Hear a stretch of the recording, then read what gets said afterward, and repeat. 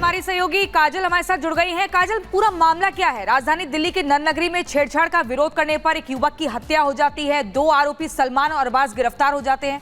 पूरा मामला क्या है?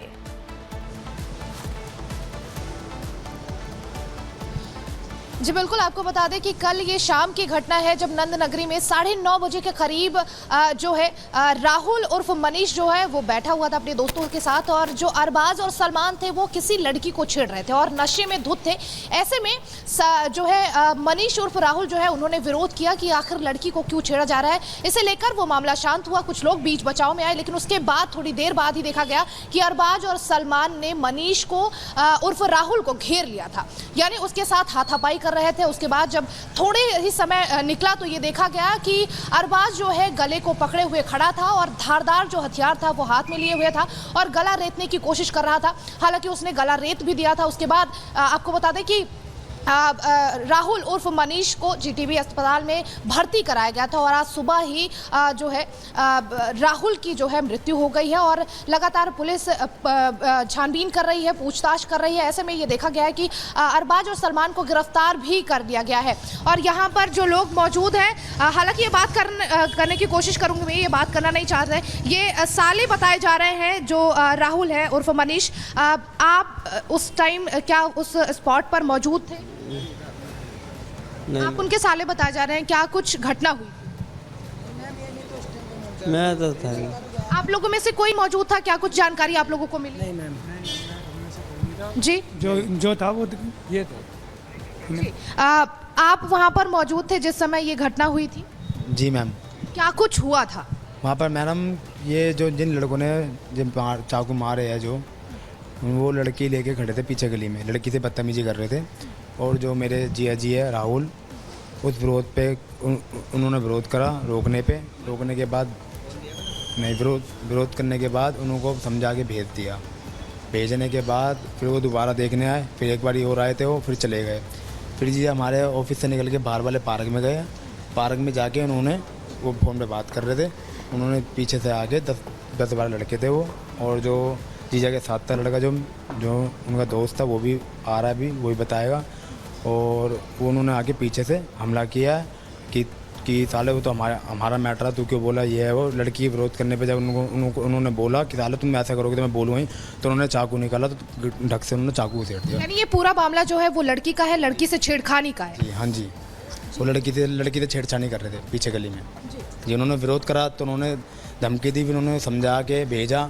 फिर वो दोबारा आए, दोबारा उन्होंने देखा, फिर वो पीछे पार्क में गए, फ़ोन पे बात कर रहे थे वो घूमते, तो उन्होंने फिर आके पीछे से वार करा जी। तो देखिए यहाँ पर जो पूरा मामला है वो लड़की से छेड़खानी का है और इस बात को लेकर अरबाज और सलमान ने जो है राहुल की हत्या कर दी, यानी कि पहले गला रेता और उसके बाद राहुल की हत्या हो गई है। आप थे उस टाइम मौजूद जब ये घटना हुई? हम थे, तो हम इधर थे अपने घर से थोड़ा सा दूर, तो राहुल भाई हमारे थे, तो वहाँ डेली गली में लड़की वगैरह लेके आते थे लड़के, तो उन्होंने अरबाज और सलमान जी उन लड़कों को राहुल भाई ने बोला कि यहाँ से चले जाओ, तो उन्होंने बोला कि हम अभी आ रहे हैं घर से, अपने पापा को बुला के, मतलब आए उसके पापा वगैरह, राहुल भाई पे हमारे बाहर करा उन्होंने चाकू से कम 15 से 16 लड़के। अच्छा, पापा किसके आए?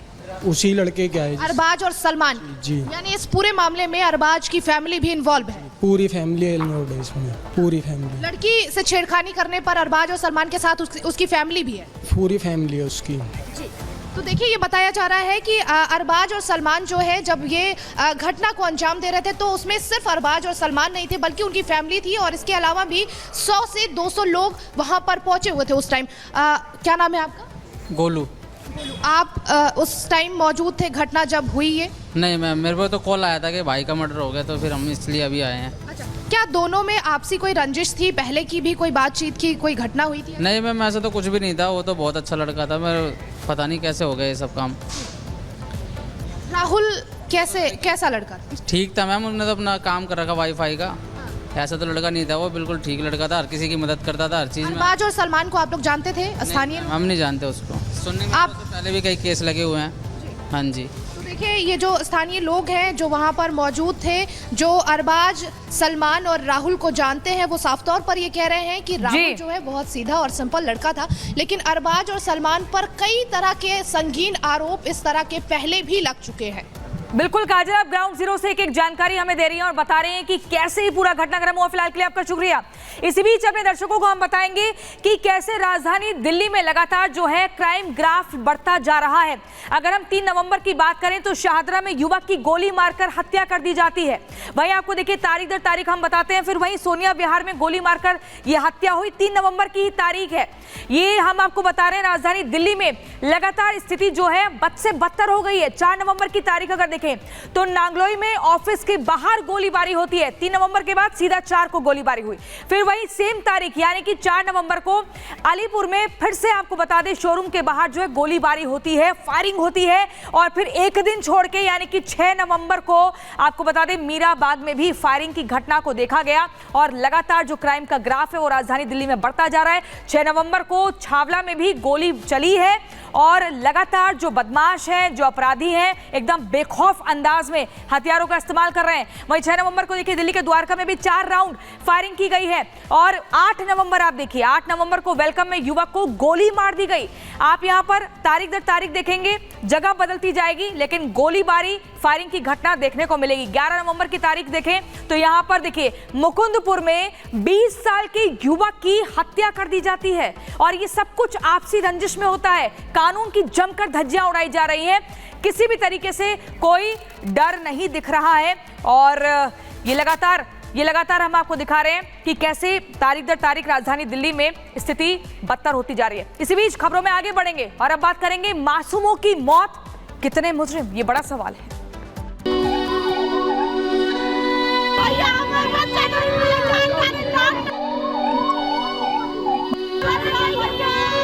उन्होंने कहा भैया बचाओ, आग लग गई, तो उनके एक पैर में आग लगी हुई थी। आग फैली क्योंकि उस जगह पे काफ़ी मात्रा में ऑक्सीजन का प्रयोग होता है। ऑक्सीजन प्रचुर मात्रा में वहाँ होने की वजह से बहुत तेज़ी से फैली। और हमारे सहयोगी वैभव हमारे साथ सीधे जुड़ रहे हैं इस खबर पर और जानकारी के साथ। वैभव, ये घटना हुई है, सबको हैरान करती है, दिल तोड़ने वाली घटना है। अभी क्या अपडेट है, किस तरह से कार्रवाई हो रही है?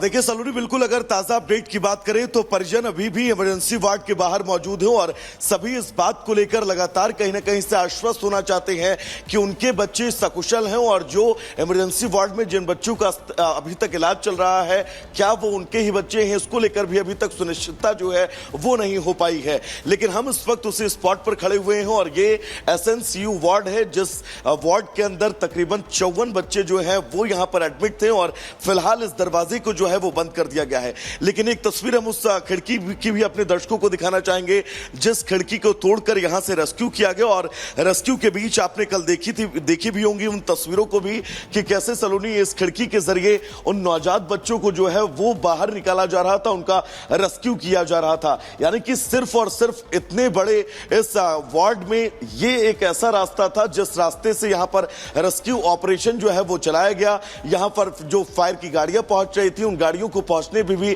तमाम जद्दोजहद का सामना करना पड़ा क्योंकि आग बहुत तेजी के साथ फैली थी। ऑक्सीजन कंसंट्रेटर के ब्लास्ट होने के बाद ही जब यहां पर आग का रिसाव बहुत तेजी के साथ हुआ, तब उन बच्चों को बचाने का एकमात्र रास्ता ये था। लेकिन सवाल यही है कि आखिर चूक कहां हुई है।